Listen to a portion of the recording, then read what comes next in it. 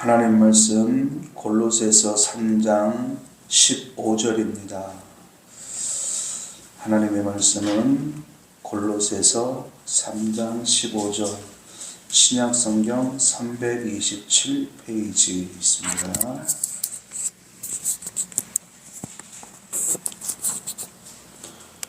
골로새서 3장 15절 신약성경 327페이지 그리스도의 평강이 너희 마음을 주장하게 하라. 너희는 평강을 위하여 한 몸으로 부르심을 받았나니 너희는 또한 감사하는 자가 되라. 아멘. 오늘도 하나님께 올라오신 여러분들, 하나님께서 여러분들의 소원을 아시고 반드시 응답하여 주시리라 믿습니다. 우리가 기도할 수 있다라고 하는 것은 하나님의 은혜예요. 하나님은 이 기도의 특권을 모든 사람에게 주시지 않았습니다. 오직 하나님의 자녀들에게만 기도의 특권을 주셨는데 그 기도의 특권을 누리는 사람들은 또 제한되어 있어요. 하나님을 어설프게 믿는 사람들은 그 기도의 특권을 누리지 못합니다. 그리고 하나님이 언제나 나와 함께 하시면서 내 기도에 귀를 기울이신다라는 믿음을 가지지 않는 사람도 기도의 특권을 누리지 못해요. 그리고 삶의 문제를 보면서 그 현실의 장벽에 갇혀있는 사람들도 하나님께 기도하기가 쉽지 않습니다. 그러나 오늘 여러분들은 하나님께 올라오셔서 이제 하나님 앞에 믿음으로 기도하게 될 때에 하나님께서 여러분들의 기도를 들으시고 반드시 응답하시리라 믿습니다. 오늘 말씀해 보니까는 사도 바울이 골로새 교회 성도들에게 당부하기를 이렇게 당부를 합니다. 그리스도의 평강이 너희 마음을 주장하게 하라. 그리스도의 평강, 그리스도의 평강. 우리 주님께서 주시는 평강은 하늘의 평강입니다. 세상에서 오는 평강과는 근본적으로 다르고요. 하나님이 주시는 평강은 영원한 평강입니다. 그리고 우리에게 복이 되는 평강이에요. 이 평강이 우리의 마음을 지배하게 될 때에 우리는 하루하루가 정말 하나님께 소망을 두며 살아갈 수가 있어요. 삶의 문제들이 얼마나 많습니까? 참 걱정거리들도 많이 있고 삶의 문제도 많이 생기고 내가 원하는 대로 이루어지는 것도 극히 적은 이 상황 속에서 근심과 걱정이 늘 떠나지 않아요. 근심과 걱정이 떠나지 않으니까는 평강을 누릴 수가 없죠. 그런데 하나님 오늘 말씀 속에서 그리스도의 평강이 너희 마음을 주장하게 하라. 이렇게 말씀을 합니다. 예수님 때문에 생겨나는 평강이에요. 예수님이 구원자이기 때문에 구원자로서 내 삶의 문제를 해결해 주실 것이라고 하는 이 믿음에서 나오는 평강이에요. 삶의 문제가 없을 수는 없습니다. 펼쳐져 있어요. 산재되어 있습니다. 그런데 그 삶의 문제들 속에 내가 매몰이 되어지면은 평강을 절대로 누릴 수 없죠. 근심하게 돼요. 걱정하게 돼요. 이거 어떻게 할까? 어떻게 할까? 어떻게 할까? 그런데 그리스도의 평강, 즉 예수님이 구원자라고 하는 이 믿음이 충만한 사람은 예수님이 구원해 주실 거니까, 예수님이 삶의 문제를 해결해 주실 거니까 그 믿는 믿음 때문에 마음의 평강을 누릴 수가 있습니다. 그래서 말씀하시는 거예요. 그리스도의 평강이 너희 마음을 주장하게 하라.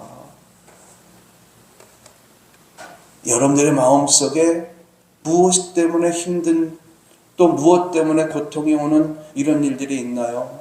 그러나 그런 것들 때문에 근심과 걱정 속에 사로잡힐 것이 아니라 오히려 그런 환경 속에서도 나를 구원하실 그 하나님을 바라보면서 마음의 평강을 얻는 여러분들이 될 수 있길 예수님의 이름으로 축원합니다. 그래서 이 그리스도의 평강, 이 평강은 어디서 오는 평강이냐? 바로 믿음에서 오는 평강이에요. 말씀드렸어요. 그 믿음은 예수님이 구원자로서 내 삶의 문제, 내 가정의 문제, 내 자녀의 문제를 해결해 주실 것이라고 하는 이 믿음에서 오는 평강이에요. 살다 보면은 우리가 평강을 얻는 때가 있지요. 마음의 소원이 이루어졌을 때에 마음이 편안해져요. 삶의 문제가 해결되어졌을 때에도 마음이 편안해져요. 그런데 그 마음의 소원이나 삶의 구원, 삶의 문제들을 내 힘과 내 노력과 내 수고로 이루어냈다면 그 마음속에 뿌듯함이 생기죠. 내가 노력했으니까, 내가 수고했으니까, 내가 땀 흘렸으니까. 농부가 있어요. 추수할 것들을 들판에 나가서 추수할 곡식들을 다 바라보니까는요, 너무 뿌듯한 거예요. 한 해 동안 열심히 농사를 지어서 이제 추수할 그 기쁨 속에 사로잡혀 있다 보니까는 마음이 너무 편안하고요. 그리고 기쁜 거예요. 그래서 친구들을 모아놓고선 잔치를 베풀어요. 이게 자기 수고와 노력에 의해서 얻어지는 기쁨인 거죠. 그런데 그 기쁨이 영원할까? 예수님 말씀하셔요. 오늘 밤 내 영혼을 내가 데려간다면, 하나님께서 데려가신다면 이 모든 소산물들은 누구의 것이 되겠느냐, 이렇게 반문을 하십니다. 자, 내 힘으로 모든 것을 이룰 수 있으면 거기에 보람과 뿌듯함을 느끼는 반면에, 반대로 이룰 수 없을 때에는 어떻게 됩니까? 낙심이 오겠지요. 절망이 오겠지요. 그리고 근심과 걱정으로 휩싸이게 되겠지요. 그런데 이 모든 결과물들이 하나님의 은혜로 이룬 것이라고 한다면 우리 마음속에 평강도 임하지만은요, 우리의 입술에서 무엇이 고백되어지느냐? 감사가 고백되어집니다. 감사. 하나님의 은혜를 아는 자만 하나님께 감사할 수 있는 거예요. 그래서 오늘 말씀에 그리스도의 평강이 너희 마음을 주장하게 하라 라고 하는 이 말은요, 결국 너희들의 삶을 하나님의 은혜가 넘치게 하라는 말이에요. 여러분에게 권면합니다. 여러분들의 삶의 여정 속에서 하나님의 은혜가 날마다 넘쳐나는 은혜가 있기를 예수님의 이름으로 축원합니다. 왜 은혜가 넘쳐나야 되느냐? 하나님이 여러분들을 그것을 위해서 부르셨대요. 본문 속에 보니까는요, 그리스도의 평강이 너희 마음을 주장하게 하라. 너희는 평강을 위하여 한 몸으로 부르심을 받았나니. 우리 모두가 한 몸으로 부름을 받았다는 거예요. 그리스도의 평강, 하나님의 은혜, 하나님의 축복 속에 살아가도록 하기 위해서 하나님으로부터 우리가 부름을 받았다는 거예요. 그러므로 우리는 어떻게 해서든지 이 삶의 여정 속에서 하나님의 은혜가 넘쳐나는 삶을 살아야 돼요. 하나님은 여러분들을 그렇게 살아가도록 이끄실 겁니다. 이끄실 거예요.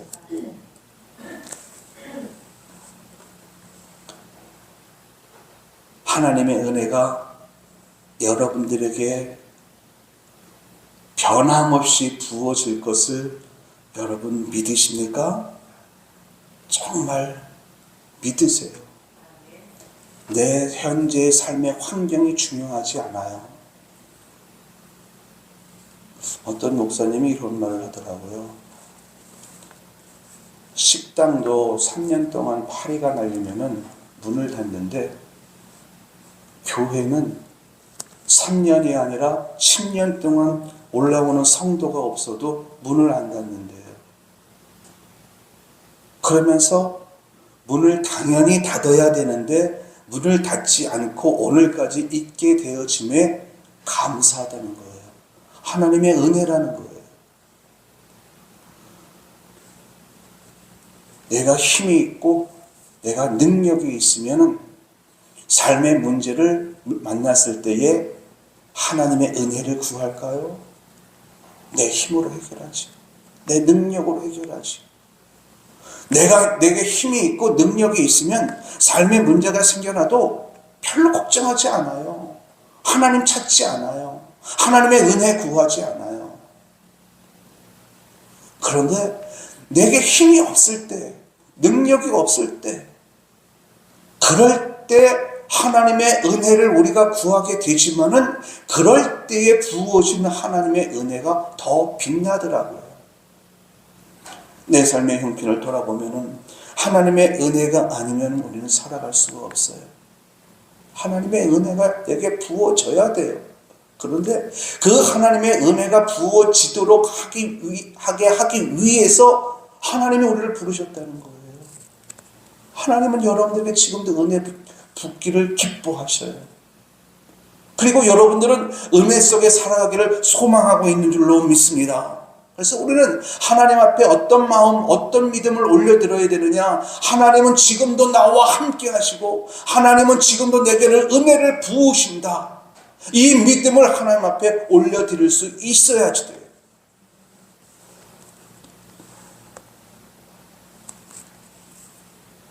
하나님의 은혜 여러분 사모하세요. 사모하시기 바랍니다. 하나님의 은혜가 아니면 우리는 기쁠 수 없어요. 웃을 수도 없습니다. 하나님의 은혜가 있어야지만이 우리는 하루하루를 살아갈 수가 있어요. 그 은혜가 내게 계속해서 부어지도록 만들려면은 어떻게 해야 되느냐. 오늘 말씀 속에 보니까는요, 감사하는 자가 되래요. 15절에서도 감사하는 자가 되라고 얘기를 하고요. 16절에도 감사를 이야기를 하고요. 17절에도 감사를 이야기를 해요. 데살로니가 교회 성도들에게는 하나님께서 범사에 감사하라고 이야기를 해요. 감사. 우리가 감사를 해야 되는데 어떻게 감사해야 되느냐? 16절 말씀에 보니까는요, 하나님 앞에 감사하는 마음으로 찬양하라, 감사하는 마음으로 기도하라는 거예요. 항상 하나님 그러면은 감사하는 마음으로 찬양하고, 찬양은 곡조가 붙은 기도니까는 하나님께 감사하는 마음으로 기도하라는 거예요. 다윗의 예를 제가 지난번에 말씀을 드렸습니다. 그가 탄식하면서 하나님께 기도하지만 끄트머리는 항상 감사로 끝을 맺어요. 왜 감사할 수 있을까? 그의 마음속에는 하나님께서 이런 환경 속에서 건져주실 하나님에 대한 믿음이 분명했기 때문에 그래요. 지금은 힘들어요. 지금은 고통스러워요. 그러나 하나님 생각하면은 이런 환경 속에서 건져주실 하나님에 대한 믿음이 있다 보니까는 감사가 나오는 거예요. 그리고 감사의 기도가 나오는 거예요. 그래서 하나님 오늘 말씀 속에서요, 감사하는 마음으로 찬양하라, 이 말은 감사한 마음으로 기도하라는 거예요. 항상. 그리고 두 번째는 어떻게 뭐라고 말씀하냐면요, 17절 말씀에 보면은 무엇을 하든지, 그러니까 무슨 말을 하든지 억울한 일을 당했어요. 속상한 일을 당했습니다. 큰 근심 걱정거리가 찾아왔어요. 그럴 때 우리 입에서 어떤 말이 나오나요? 원망하는 말 나오겠지요. 불평하는 말 나오겠지요. 그런데 오늘 말씀에 보니까는요, 무엇을 하든지 말에나 일에나, 그러니까 무슨 말을 하든지 그 감사가 항상 입에 달고 살라는 거예요. 불평불만하지 말라는 거예요. 왜? 하나님이 우리의 삶, 나와 함께 하시면서 내 삶을 간섭해 나가고 섭리해 나가고 계시기 때문에 하나님의 뜻이 지금 이루어져 가고 있는 과정 속에 있는 일이므로 불평하지 말라는 거예요. 감사할 수 없는 상황 속에서, 믿을 수 없는 상황 속에서도 하나님께 믿음을 올려드리고 감사를 올려드리라는 거예요. 뿐만 아니라 그 다음 구절에 보니까는요, 무엇을 하든지 말에나 일에나 주 예수의 이름으로 하고 그를 힘입어 하나님 아버지께 감사하라. 말을 할 때에도, 일을 할 때에도 감사하면서 일을 하라는 거예요. 감사의 말을 한 입에 달고 설라는 거예요. 창세기가 일꾼을 불러 모았어요. 밭에서, 포도원에서 일을 할 일꾼들을 불러 모으기 위해서 아침 일찍 인력 시장에 나갔습니다. 그래서 몇 사람을 포도원에 가서 일을 하라고 그랬어요. 그들에게 약속하기를 내가 한 데나리온씩 주리라. 하루 품삯 한 데나리온을 주리라. 그들을 가서 이제 포도원에 가서 일하기 시작을 했습니다. 그리고 조금 있다가 한 12시쯤 가서 보니까 아직도 일자리를 못 갖고 있는 사람이 있는 거예요. 그 사람들에게도 또 다시 이야기하기를 한 데나리온을 줄 테니까 포도원에 가서 일을 하라. 3시에 가서도 그렇게 했고 5시에 가서도 그렇게 했어요. 6시면 일이 끝나요. 어두워져서 일을 할 수가 없어요. 이들 모두에게 주인이 하는 말인 내가 한 데나리온씩 주리라 한 말을 하고 가서 일을 시켰어요. 5시에 부름을 받고 포도원에 가서 일을 하는 사람은 어떤 마음이었을까요? 일이 아무리 힘들어도 또 일을 하면서 조금 부당한 말을 들을지라도 불평불만하지 않았을 거예요. 감사하는 마음으로 일을 했겠지요.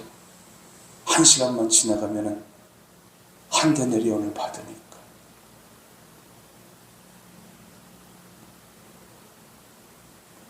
수고하고 땀을 흘리고 일하는 그 기쁨이 체력적으로 조금 힘에 겨워도 전혀 문제가 되지 않았을 거예요. 우리는 어떤 마음이 되어야 되느냐? 5시에 부름을 받은 사람, 그 심정으로 하나님 앞에 서야 된다는 겁니다. 지금이라도 나를 불러주셨으니 아무리 힘들어도 내가 기쁨으로 감사로 일을 하겠습니다. 우리가 이렇게 무슨 일을 하든지 또 어떤 환경 속에서도 말을 할 때에도 항상 감사로 해야 되는 이유는요, 지난 주일날 말씀을 드렸어요.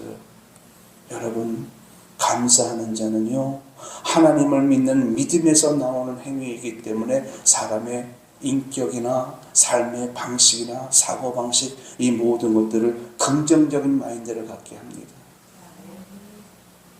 긍정적인 사람이 되게 해요. 안 되는 거 없습니다. 하나님이 함께 하시면 된다라고 하는 이 믿음이 분명하게 되어져요. 여호수아와 갈렙이 바로 이런 사람이었습니다. 환경적으로는 참 어려운 환경이에요. 아낙 자손들과 전쟁에서 이길 수 없습니다. 그런데 그들의 마음속에는 하나님에 대한 믿음이 분명했기 때문에 생각 자체가 긍정적인 생각으로 바뀌어지고 긍정적인 말로 바뀌어지고 긍정적인 행동으로 바뀌어져요. 결국 그들은 어떻게 됐습니까?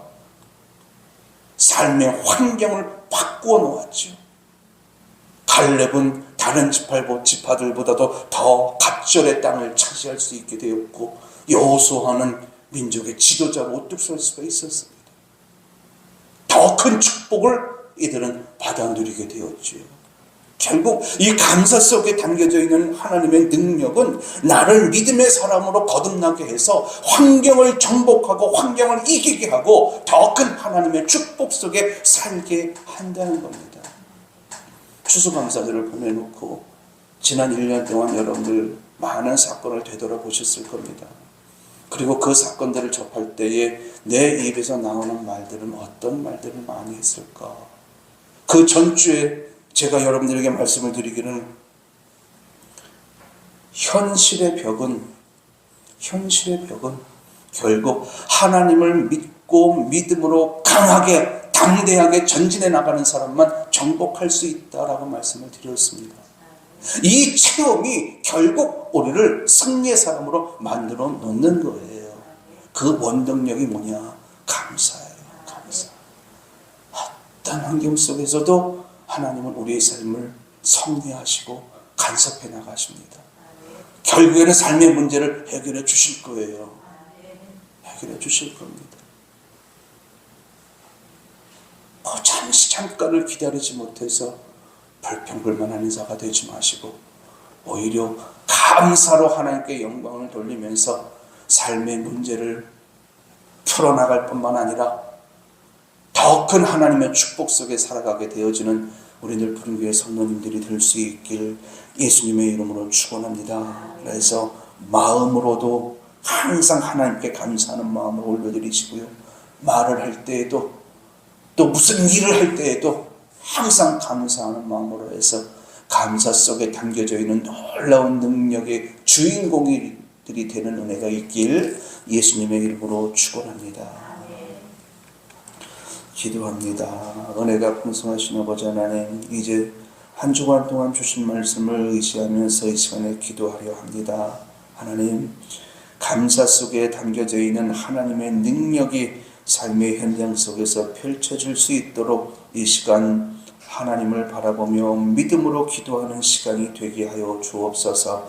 감사를 올려드릴 때에 긍정적인 마인드로 바뀌어지게 하시고 삶의 환경을 바꾸어내 더 큰 하나님의 축복 속에 살아가게 되어지는 우리들 푸른교회 성도들 되게 하여 주옵소서. 이제 이 문제를 위해서 우리가 기도할 때에 기도의 영을 부어주시사 하나님의 능력을 체험하는 이 밤 되게 하여 주옵소서. 할렐루야. 감사드리며 예수 그리스도의 이름으로 기도드리옵나이다. 아멘.